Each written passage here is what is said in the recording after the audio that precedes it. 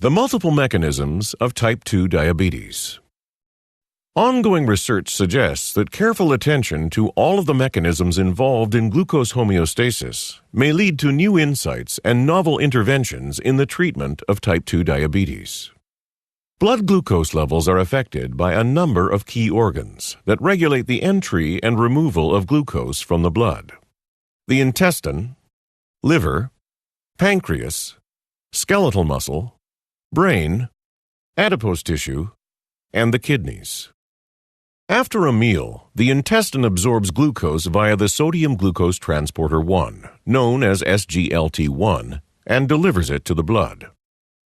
In response to glucose absorption, the intestine secretes two major incretin hormones: glucagon-like peptide GLP-1 and glucose-dependent insulinotropic polypeptide GIP, which together with increased levels of glucose augment the secretion of insulin from the beta cells of the pancreas.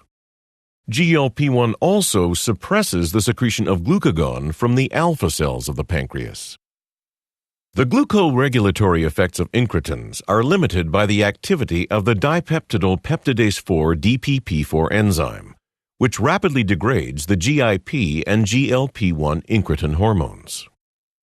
In skeletal muscle and adipose tissue, insulin stimulates glucose uptake into the cells.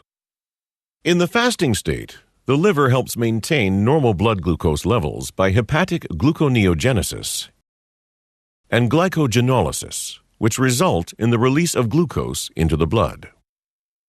Insulin also suppresses hepatic gluconeogenesis while increasing peripheral glucose uptake, which prevents an abnormal rise in postprandial blood glucose levels.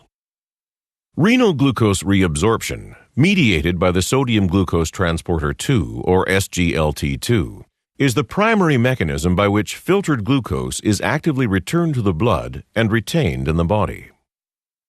SGLT2 actively reabsorbs about 90% of all filtered glucose in the S1 segment of the proximal tubule.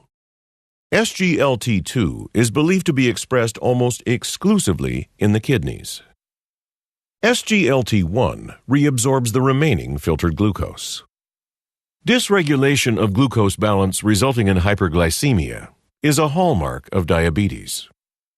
Increased visceral adiposity in particular has been shown to contribute to the development of insulin resistance in the liver, skeletal muscle, and adipose tissue.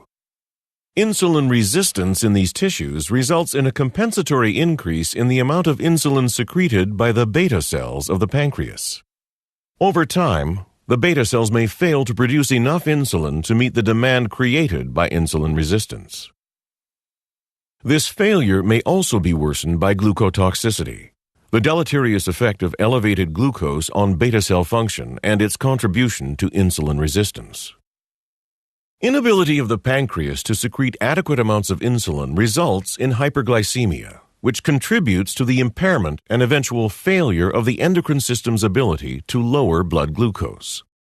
In type 2 diabetes, the normal incretin response is lost or substantially impaired. However, the DPP4 enzyme performs its usual function despite fewer incretins to degrade. All of these hormonal effects lead to reduced insulin secretion, reduced glucose uptake, increased glucagon secretion, and excessive hepatic glucose production. In the diabetic state, the kidneys continue to reabsorb virtually all filtered glucose, despite the presence of hyperglycemia.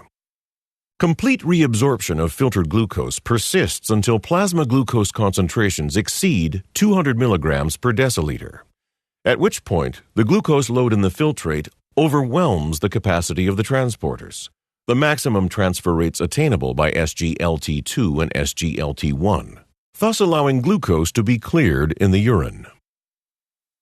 In type 2 diabetes, hyperglycemia is the net result of pancreatic hormone imbalance, absorption of dietary glucose from the intestine, overproduction of glucose by the liver, diminished incretin effects, reduced uptake of glucose by peripheral tissues, and reabsorption of glucose by the kidney. Over time, these factors contribute to the sustained hyperglycemia that leads to glucotoxicity, which worsens insulin resistance and contributes to beta cell dysfunction. In this way, hyperglycemia appears to perpetuate a vicious cycle of deleterious effects that exacerbate type 2 diabetes.